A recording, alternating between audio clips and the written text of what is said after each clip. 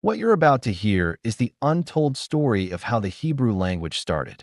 A language born in the shadows of collapsing kingdoms, shaped by wandering tribes, and preserved through fire, exile, and silence. To uncover its origins, we journey back more than 3,200 years into the final days of the Late Bronze Age. Between 1550 and 1200 BCE, the ancient Near East was dominated by powerful empires: Egypt in the south, the Hittites in the north, and the mighty city-states of Canaan in between. But something far more subtle was beginning to take form: a new kind of writing, stripped of hieroglyphic complexity, born from the hands of miners, travelers, and laborers. The emergence of Hebrew was not a sudden event. It was shaped by catastrophe. Around 1200 BCE, the Late Bronze Age collapse swept across the eastern Mediterranean. Cities such as Ugarit, Lachish, and Hazor were destroyed or abandoned. Trade networks disintegrated. Diplomatic archives recording centuries of communication vanished in flames. In this vacuum, as great empires faltered, smaller local cultures gained space to develop. Among them were the early Israelites, highland communities whose identity began to take shape during what archaeologists call Iron Age I, 1200 to 1000 BC. It was in the rugged hill country of ancient Canaan that the roots of Hebrew begin to appear. Sites like Khirbet Qeiyafa, Shiloh, and Tel Dan reveal settlement patterns that differ from earlier Canaanite cities. These communities, often lacking monumental architecture, developed a distinct cultural footprint. Pottery styles, religious practices, and burial customs began diverging from their neighbors. And with this cultural differentiation came linguistic separation. Scholars refer to this evolving speech as Proto-Hebrew, a branch of the Northwest Semitic language family. The earliest undisputed Hebrew inscription, the Gezer calendar, dated to around 1000 to 900 BCE, provides a faint but critical glimpse into this language's infancy. Its carved lines list agricultural activities month by month, a simple text that nonetheless confirms the existence of Hebrew in written form by the 10th century BCE. Yet this artifact raises more questions than it answers. Was Hebrew already widely spoken before this inscription was carved? Or was this one of the first attempts to capture the language in writing? Scholars remain deeply divided. Some argue Hebrew emerged from indigenous Canaanite dialects after the Bronze Age collapse. Others point to the Merneptah stele, dated to 1208 BCE, containing the earliest reference to Israel, as evidence that Israelite identity and possibly Hebrew speech had already formed by the 13th century BCE. A third theory suggests Hebrew diverged slowly from Phoenician, becoming distinct only centuries later. This debate intensified with the discovery of the Qeiyafa ostracon in 2008. Found in the Elah Valley and dated to around 1000 BCE, the pottery sherd contains one of the oldest known alphabetic texts from ancient Israel. Its words speak of justice, protection of the vulnerable, and social responsibility, concepts later central to Hebrew tradition. Some believe this ostracon represents early Hebrew. Others insist it belongs to a broader Canaanite script. No definitive conclusion has been reached. What is clear is that Hebrew developed not in the courts of kings, but among everyday people. While Egypt and Mesopotamia used complex writing systems controlled by elite scribes, Hebrew grew in rural settlements, among farmers, shepherds, and craftsmen. It was a language shaped from below, not above. And yet, despite its humble origins, Hebrew would soon rise to become the language of kingdoms, chronicles, prophecy, and eventually one of the world's most influential religious traditions. How that transformation happened, and how Hebrew survived the destruction of its own kingdoms, remains a story filled with conflict, discovery, and unanswered questions. By the dawn of the 10th century BCE, the scattered highland settlements of Canaan were no longer isolated communities. Archaeological discoveries, such as monumental architecture at Kach, Kiafa, large-scale fortifications at Hazor and Megiddo, and administrative structures across Judah, point to the rise of a centralized authority. This is the period traditionally associated with the United Monarchy, a kingdom centered in Jerusalem that would later split into the northern kingdom of Israel and the southern kingdom of Judah. As political identity strengthened, linguistic identity followed. From roughly 1000 BCE, Hebrew began to appear in a distinctive script now known as Paleo-Hebrew. This script, visually similar to Phoenician, was used on administrative seals, pottery inscriptions, monumental writing, early literary compositions. One of the most striking examples is the Tel Zayit abecedary, discovered in 2005 and dated to around 1000 to 925 BCE. Carved on a limestone boulder in a small Judahite settlement, it contains an abecedary, an ordered listing of the alphabet's letters. This inscription provides powerful evidence that early Judah maintained trained scribes capable of teaching and writing the alphabet. The presence of such scribes suggests a slowly centralizing bureaucracy and a language beginning to standardize. But Hebrew's rise as a script depended not only on scribes, but on power. After the political split around 930 BCE, Hebrew did not disappear. Instead, it adapted to new realities. The northern kingdom of Israel and the southern kingdom of Judah developed slightly different orthographic traditions. Archaeological finds from sites like Samaria, Dan, Beersheba, and Arad contain inscriptions showing regional variation. Yet despite political rivalry, the language remained recognizably Hebrew.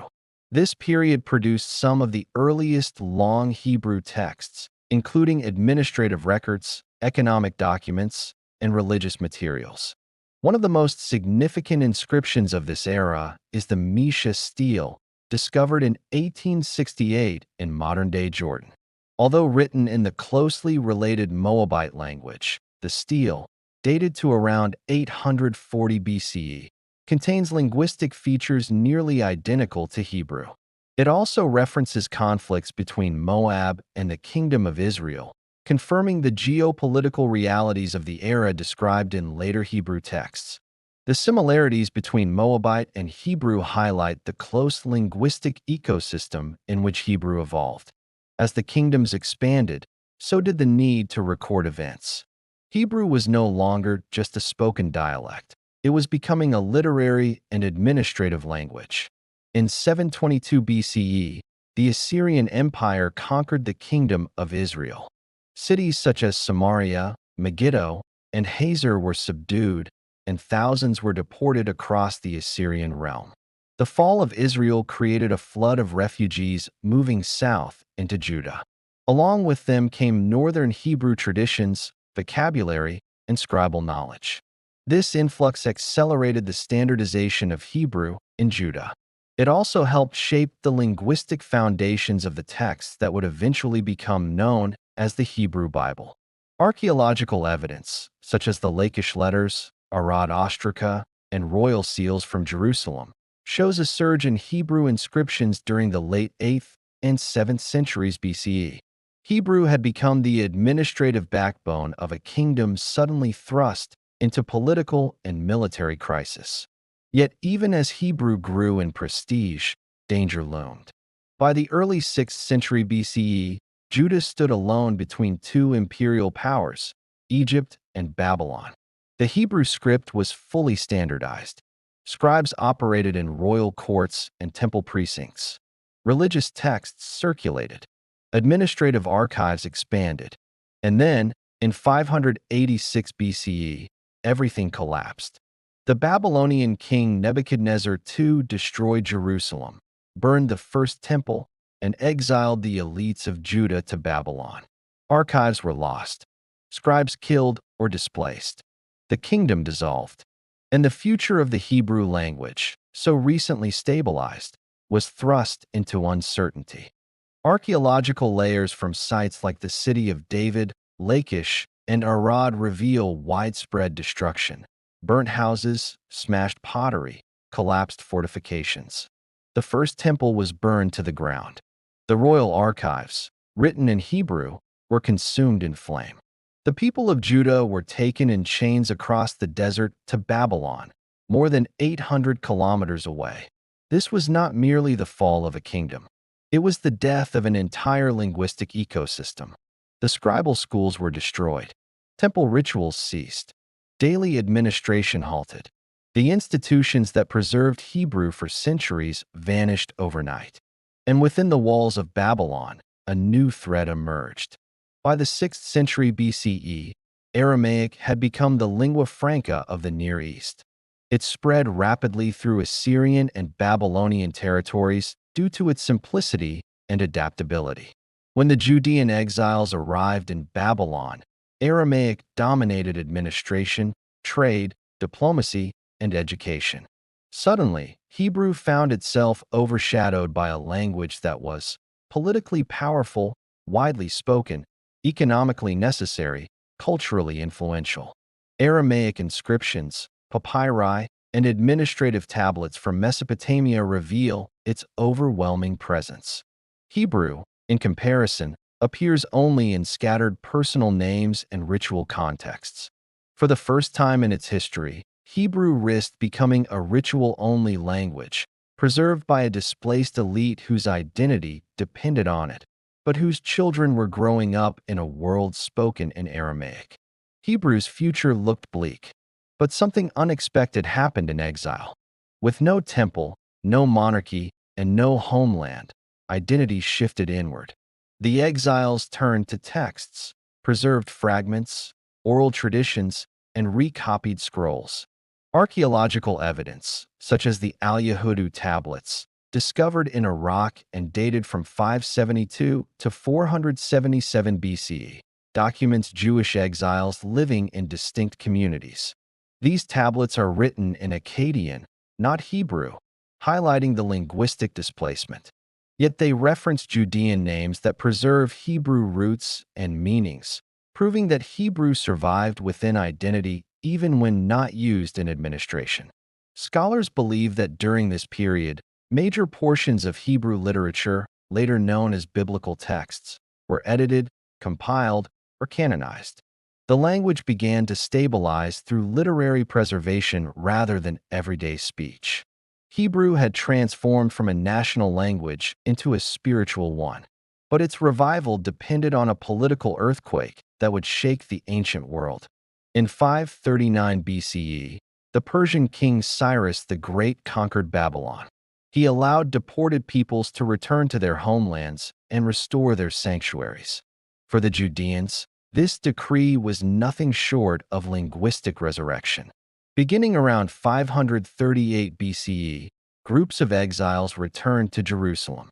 Yet they returned speaking a hybrid of Hebrew and Aramaic, proof that daily Hebrew speech had weakened.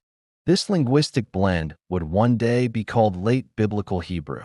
And although Hebrew was reintroduced into religious settings, the Persian Empire adopted Imperial Aramaic as its official administrative language. Dozens of Aramaic documents from Persian-controlled regions, Elephantine papyri, royal decrees, and administrative letters confirm this dominance. Thus, even as the Judeans rebuilt Jerusalem and constructed the Second Temple, 516 BCE, their daily life was steeped in Aramaic. Hebrew survived, but not unchanged, not dominant. It became the language of scripture, poetry, legal codes, and identity, while Aramaic became the language of survival. By the 5th century BCE, Hebrew was no longer the language of empire, trade, or government. It had become something far more enduring. In 332 BCE, Alexander the Great marched into the Levant, sweeping aside Persian rule in a campaign that reshaped every land he touched. For Hebrew, this was an existential turning point.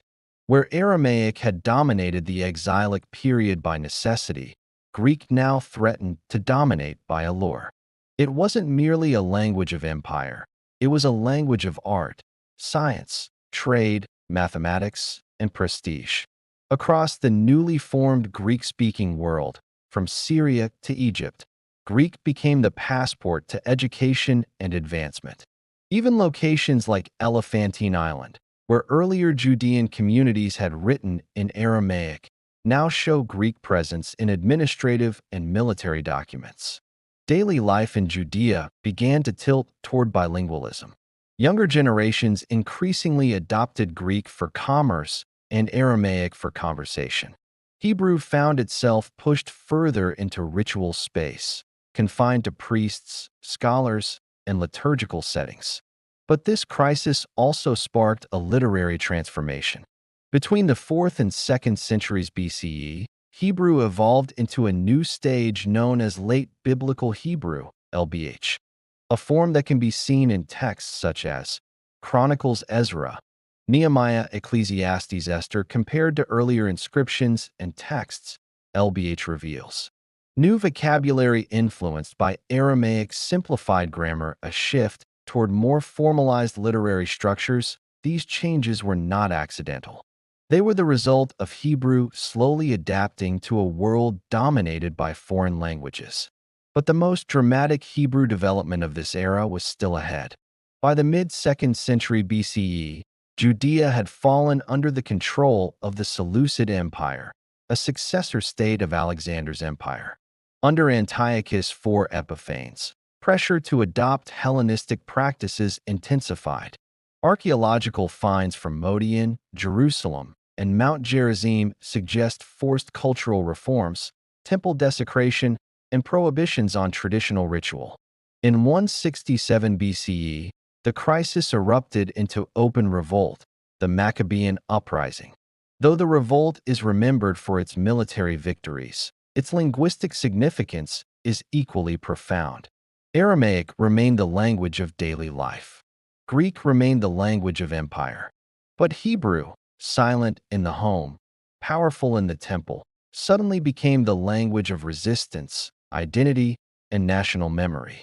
When the Hasmonean kingdom was established around 140 BCE, Hebrew gained political protection once more. For the first time since the days of the First Temple, Hebrew inscriptions reappeared with renewed confidence. Coins from the Hasmonean period, discovered in excavations across Jerusalem, Jericho, and the Judean countryside, bear Paleo-Hebrew inscriptions, an intentional revival of ancient script meant to evoke ancestral legitimacy. Hebrew was no longer just a sacred language. It was a political symbol. Despite the revival, Hebrew did not return to daily speech for most people. Instead, a three-way linguistic reality emerged. Greek became the language of administration, commerce, intellectual life. Aramaic became the language of everyday communication. Hebrew the language of scripture, poetry, ritual, nationalism. This division is supported by archaeological finds such as the Dead Sea Scrolls, which exhibit texts in Hebrew, in Aramaic, and in Greek. Some scrolls, including those found at Qumran dated between 250 BCE and 50 CE, are written in multiple languages, proof that Judean society was linguistically diverse. Yet the Hebrew of the Dead Sea Scrolls shows something extraordinary, a deliberate return to older biblical styles, combined with new vocabulary and innovative grammar. Hebrew was no longer only surviving. It was innovating, with a renewed sense of purpose. By the 1st century BCE, Hebrew had become a layered and complex linguistic system.